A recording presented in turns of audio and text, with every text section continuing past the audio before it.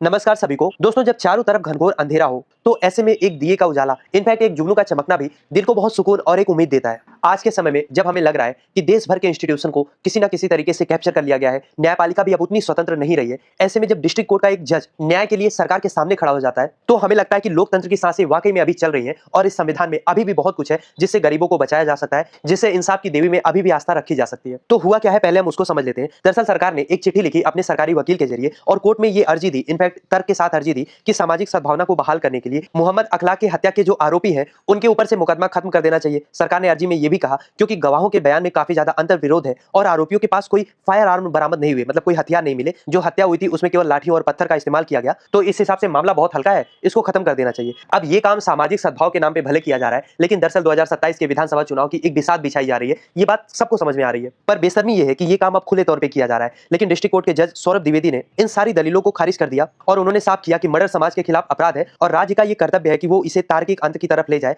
ताकि समाज में कानून का खौफ बना रहे। लेकिन सरकार तो ऐसी है कि वो चाहती है कि बुलडोजर का खौफ बना रहे, लेकिन केवल उनके लिए जो उसकी विचारधारा से या उसके वोट बैंक से इत्तेफाक नहीं रखते हैं। खैर, आपको याद होगा कि 2015 में बिसाड़ा गांव में मंदिर के लाउड स्पीकर से अफवाह फैलाई गई कि मोहम्मद अखलाक के घर में बीफ है और महज कुछ मिनटों बाद एक उन्मादी भीड़ ने 52 साल के अखलाक और उनके बेटे दानिश को घर से खींच के बाहर निकाला। अखलाक की पीट पीट कर हत्या कर दी गई और दानिश को बुरी तरीके से घायल किया गया। और ये घटना उस समय भी भारतीय लोकतंत्र पे एक बड़ा धब्बा बनी थी। अंतर्राष्ट्रीय मीडिया से लेकर मानवाधिकार संगठनों तक ने भारत की सहिष्णुता पर सवाल उठाए थे। लेकिन 2017 के बाद से जब से यूपी में सरकार बदली है, आरोपियों को धीरे धीरे बेल मिलना शुरू हो गया और अब तो खुले तौर पे सरकार इस पूरे मामले को ही खत्म करने की अर्जी कोर्ट में दे रही है। तो जज सौरभ द्विवेदी ने न केवल सरकार की इस अर्जी को ठुकराया है, बल्कि केस फाइल पर हाईली इंपॉर्टेंट का स्टिकर लगा दिया है। इसका मतलब यह है कि अब इस मामले की सुनवाई में कोई भी ढिलाई नहीं बरती जाएगी। कोर्ट ने आदेश दिया है कि 6 जनवरी 2026 से इस केस की डे टू डे ट्रायल होगा, यानी कि इस पर रोज सुनवाई होगी। तो कहीं ना कहीं सरकार की जो मंशा थी कि इस फैसले को डस्टबिन में डला के एक बड़ा मैसेज अपने वोटर बेस को ये भेज पाएंगे, लेकिन जज साहब ने मामला पूरा उल्टा कर दिया। मैसेज तो गया, लेकिन मैसेज ये गया है कि मॉब लिंचिंग जैसे मामलों में आपको सरकारी संरक्षण नहीं मिल सकता और जब तक देश की न्यायपालिका स्वतंत्र है, ऐसे जज मौजूद हैं, तब तक इस तरीके की मॉब लिंचिंग करके, इस तरीके का सामाजिक उन्माद फैला के कोई भी छूट नहीं सकता। यहाँ पे मेन मुद्दा ये नहीं है कि फ्रिज में बीफ था या नहीं, बल्कि मेन मुद्दा ये है जो होना भी चाहिए कि एक भीड़ ने कानून को अपने हाथ में लेके एक व्यक्ति की जान कैसे ले ली। और सरकार को भी ये बात समझनी चाहिए कि समाज में सद्भावना अपराधियों को छोड़ने से नहीं होती, बल्कि पीड़ित को न्याय दिलाने से होती है। और आप खुद सोच के देखिए,